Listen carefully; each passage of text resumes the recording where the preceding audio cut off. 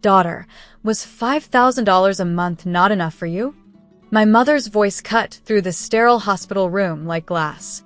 I was cradling my newborn daughter when she said it, eyes wide in disgust at the peeling wall paint, the flimsy curtain, the shared bathroom. I blinked. What, 5,000? Her gaze sharpened. The money I sent you every month since you got married. Through your husband. For your living expenses. Did he not?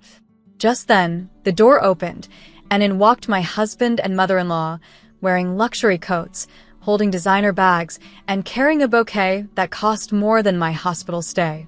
They froze when they saw my mother. Her expression turned to ice. Tell me she knew about the money.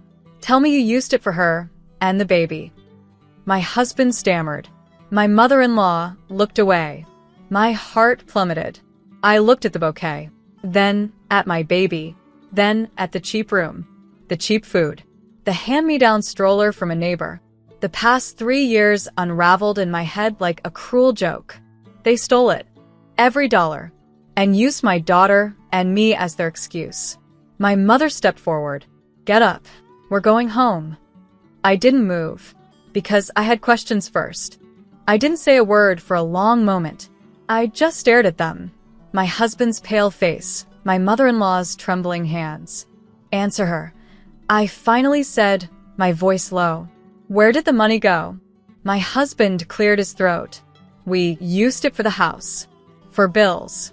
Things you wouldn't understand. $5,000 a month? My mom scoffed. She's in a shared hospital room. The stroller looks like it's been through a war. Where did it really go? Silence. My mother-in-law broke first. We had debts.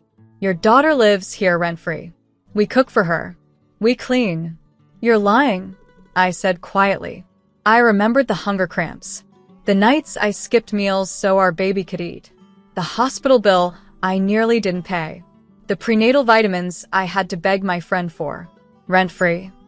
I repeated. I gave you every check I earned from tutoring. Every freelance dollar I made on maternity leave. My husband's jaw clenched. You were never supposed to know. But now I do, I said. My mother turned to me. Pack your things. You and the baby are coming with me.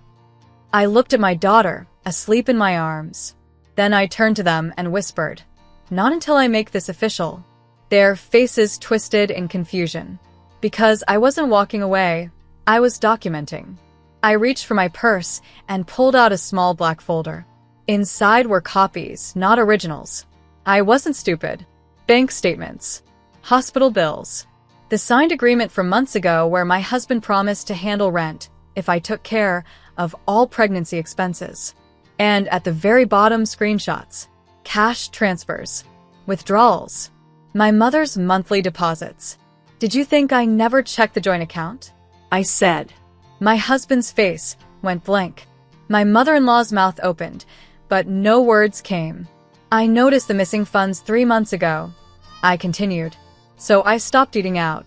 I wore the same old maternity jeans until they ripped. I canceled all my doctor's appointments except the ones I absolutely needed. I was saving every penny to survive. My mother's voice trembled. Why didn't you say something earlier? Because I needed proof, I said. They would have twisted it. My husband stepped forward. Wait, listen, we were going to replace it. Don't, I said, raising a hand. The baby's clothes came from Facebook Marketplace. I had to beg your cousin for diapers last week. And you replaced a TV with gold-trimmed speakers. He froze. I didn't call the police, I whispered. Yet. My husband backed up slowly. Then I turned to my mom and said, help me finish this. The right way. My mother took the folder from my hands, flipping through every page with trembling fingers. Her lips thinned as she read. I sent you that money so you could live with dignity while raising your child, she said softly. But you are living like you were abandoned. I nodded, eyes burning, because I was. My mother's gaze shifted slowly to my husband. Where's the $35,000, Daniel? He stammered. We used some of it for home improvements. My mother needed help with her mortgage. And the rest. She raised an eyebrow. The rest? Crypto, he muttered. I felt my breath catch. Crypto? That's where my safety net vanished? You gambled away your child's future, my mom snapped. Mrs. Carlton, the social worker I had secretly requested, stepped into the room just then. Apologies, but I'm here for a scheduled welfare check. I had made the call the day after giving birth, when the hospital refused to release me without a responsible adult present. My husband had ignored me. My mother-in-law was busy. And I sat in that hospital bed alone. Now, with a room full of witnesses, I simply nodded. I'd like to make a formal report, I said. My mother stepped beside me. We both would. Mrs. Carlton's eyes softened. This changes everything. Daniel lunged forward, panic twisting his face. Wait, we can fix this. You don't need to involve anyone else. But Mrs. Carlton was already writing notes. You've had access to her finances, and she's just given birth. This qualifies as financial abuse, possibly coercive control. My mother-in-law scoffed. Oh, please. She lived here for free. We fed her, clothed her. From my own money. I cut in, my voice finally firm. Every grocery receipt, every baby item, every doctor visit, I paid for it all. You just took the credit. My mother held up her phone. And here are the bank transfer records, all $5,000 monthly payments, like clockwork, until last week. Daniel's face drained. You called your bank? I called 3 banks, she replied coldly, and froze every shared account that had my daughter's name attached. Mrs. Carlton turned to me. Would you like us to escort you home to collect your things? My eyes didn't leave Daniel as I nodded. Yes, but only my things. Nothing they bought with my money. The silence was thick as I stood, stronger than I'd felt in months. My mom's hand found mine, steady and warm. Don't worry, she whispered. You're coming home. Behind me, Daniel finally crumbled. Please, he begged. But I kept walking. The apartment looked the same at first, but now I saw everything differently. The expensive nursery set, bought with my money. The fridge stocked with imported snacks. My bank account. The diamond earrings my mother-in-law flaunted at church. They'd charged them to my name. Daniel followed us, babbling excuses, while Mrs. Carlton calmly recorded every word. My mother walked beside me in silence, eyes scanning the home she once thought I'd chosen freely. I packed with precision. Just the baby's clothes, my laptop, my journals, and one small suitcase. As I zipped it shut, Daniel tried again. You're blowing this out of proportion. Look at this place. We were doing great. We had everything. I turned slowly. You had everything. I had debt I didn't know about, stretch marks and silence. He froze. My mother-in-law stepped in. You'll regret this. No man will ever treat you like Daniel did. God, I hope not, I said flatly. Mrs. Carlton interjected. If you have any further contact with her without consent, we'll escalate to court. I stepped outside, baby in my arms, heart thudding. For the first time, I wasn't leaving in shame. I was walking away in power. Behind me, the door slammed, but I didn't flinch, because I knew exactly what I'd be slamming next.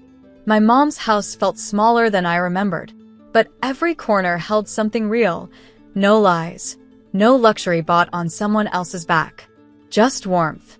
The bassinet was already set up beside my old bed. My baby gurgled softly, unaware we were rebuilding. That night, I showed my mother the bank statements. Her hands shook as she scanned each forged withdrawal, the fake budget emails Daniel had sent from a burner account. He planned this, she whispered. From the start. I nodded. They let me believe I was poor so they could live rich. Mrs. Carlton returned the next morning. We traced the transactions. Every gift, every luxury, every bill, all under your name. You're entitled to full legal action. I don't want revenge, I said. I want justice. Quietly, smartly. And so we started. The loan companies were contacted. Fraud investigations opened. The trust my grandfather had left for me, hidden for years, was unfrozen after we showed proof of manipulation. My name was cleared and the financial weight lifted, one document at a time. Meanwhile, Daniel and his mother were summoned to court. As I stood outside the courthouse with my baby on my hip, I realized something powerful. I wasn't fighting to get back what I'd lost. I was fighting to protect what I'd just begun. Court day arrived like a quiet storm. Daniel walked in confidently, flanked by his mother and a high-priced lawyer. But when the judge began reading the evidence, the forged documents, the stolen trust funds, the maternity bills paid with my inheritance, his smirk vanished. The courtroom fell silent when I stood to read my statement.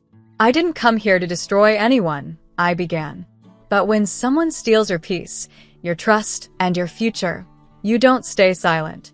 You rise, not with rage, but with clarity. Daniel's lawyer tried to object, but the judge raised a hand. I continued.